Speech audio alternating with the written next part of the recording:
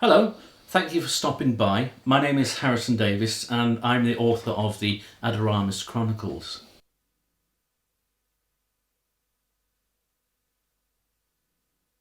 I hail originally from Hartlepool, England, and moved about the country and abroad to finally settle in Newcastle, where I live with my partner of 10 years. We have an extremely intelligent ginger Staffordshire Bull Terrier and a rather chatty African grey parrot.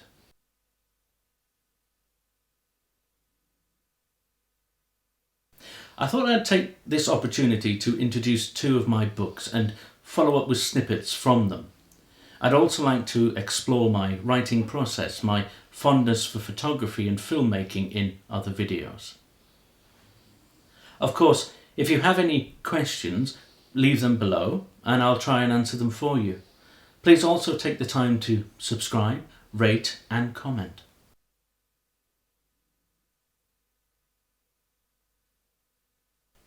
In all honesty, it was a new and exciting way to communicate my feelings and thoughts. As a child, I wrote or drew all of the time, winning awards and accolades from school for my fertile imagination. There is a lot of me in these books, but I suppose any author could say that. I've laughed and cried on my journey to create books I know I'd want to read, and I think that's the secret, opening your heart and letting the words flow. Writing for you, not some corporate idea of what makes a good book. If you live, breathe and die in your writing, you've nailed it.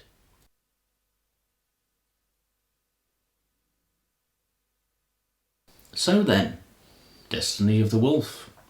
Technically my second book, but the first to be released back in 2012. This is the original cover, which has since been replaced by this one.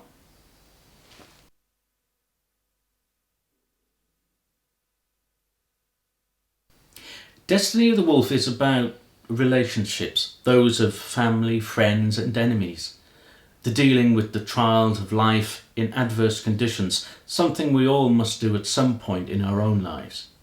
It is set in a fantasy world, but not too far removed from what we know historically of our own world. The book has the usual fantasy elements you'd expect, but generally focuses on people and their interplay and personal relationships, rather than total immersion in the elements of fantasy. And that's where I believe this book excels. Don't get me wrong, I hit you with some fantastic curveballs along the way and great fantasy moments just to spice things up.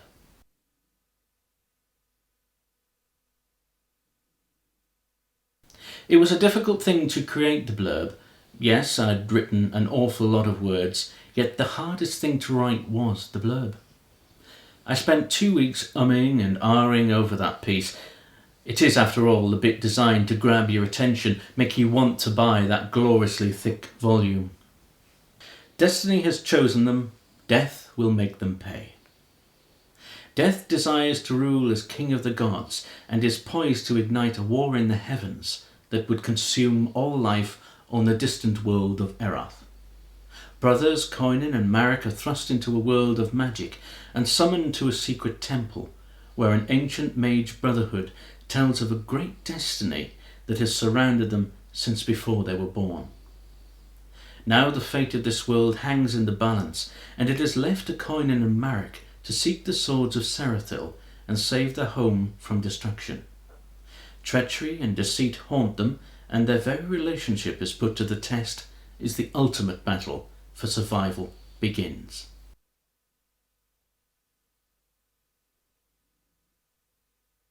The dome seemed to ooze relief, and Tyne sensed a collective sigh. He looked about him to see others standing and stretching, and then sitting down, while others rubbed sore buttocks and nudged neighbours who had not woken. I now call upon our new initiate to join me on the platform. Tyne WULF, Paulinus announced loudly. The room visibly stiffened, taking a great deal of notice now. Tyne felt every set of eyes focused on him, and he turned bright red. Off you go, my boy. Head on up to the platform, Menon prompted with a nod. Conan rose stiffly and limped to an iron circular stairwell that wound its way up to the dais, high above the river that ran through the dome. He started to climb and wished his legs would wake up. Every step was like standing on shards of glass, with the pins and needles failing to subside. Several tiring minutes later, after his excruciating climb, he stood on the small podium in full view of everyone present, and felt suddenly very small. Paulinus did not look amused that it had taken him as long as it had to reach the platform, evidenced by the glare he gave over the top of his spectacles. "You took your time," he said grumpily. Conan looked apologetic and preferred not to look down. He was at a great height, and he and heights did not see eye to eye. "Conan Wolf, descendant of Soliath Wolf, it is the decree of Archmage Oridor that you succeed Laliala Menin as curator of the Great Library and protector of our faith. Do you accept this honour wholeheartedly and of your own free will?" Paulinus questioned. Conan was not ready for the question, and opened and closed his mouth like a fish out of water. Paulinus frowned and leant in close. "If you agree, then say I do," Paulinus prompted. Conan recovered and said softly, "I do." "Louder," Paulinus requested. "They need to hear you." "I do," Conan called loudly. A murmur of delight circled the dome, and he saw many faces smiling and nodding or commenting to one another.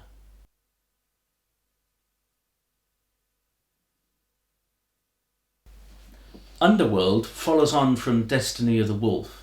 Though the story has shifted 6 months ahead, our main character Conan has some very difficult choices ahead. But with the guidance and support of his brethren, he forges ahead to search for that which has been taken from him.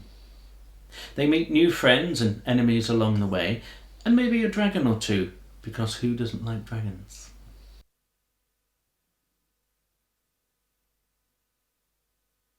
Conan Wolf, curator of the Temple of Rindor, finds he is alone and desperate to locate his brother Marek, thought abducted on the orders of Dark Wizard Lordich Sekrekar.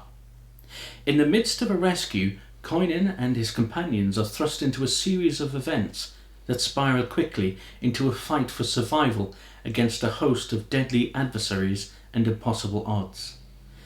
A twist of fate sees Conan given an offer he cannot refuse, one that could see him finally triumph over his oldest enemy. Old friends are lost and new ones are made in the race to save Marek.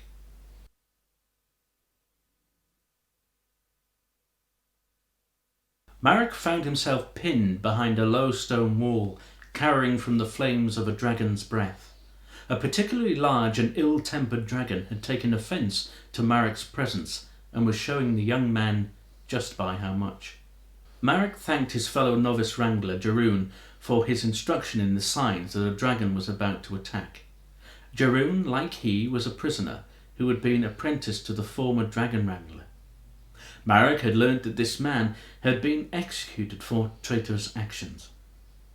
Neither Jeroen nor Marek were versed in the art of magic and could not subdue the dragon. It strained at its restraints, thick iron chains shackled to each leg.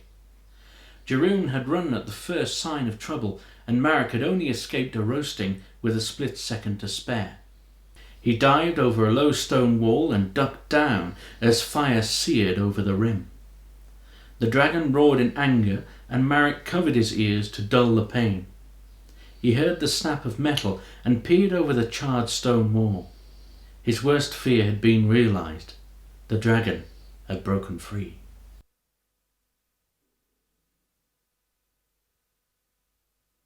The sequel leads up nicely to the final chapter, The New World, which I'm currently writing and hoping for a 2014 release.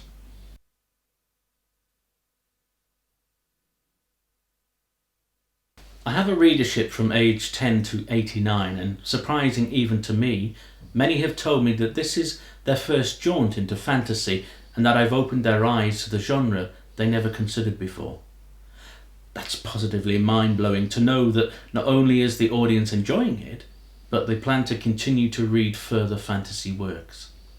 So if you're looking for something different than the usual and even likened to a well-known piece by George R.R. Martin, Destiny, the Wolf and Underworld is for you. I invite you to check out my book at any of the links below, and please, if you have any questions, fire away. I'd like to take this opportunity to thank Elaine Denning for her wonderful editing and Phil Routledge for helping me produce this video.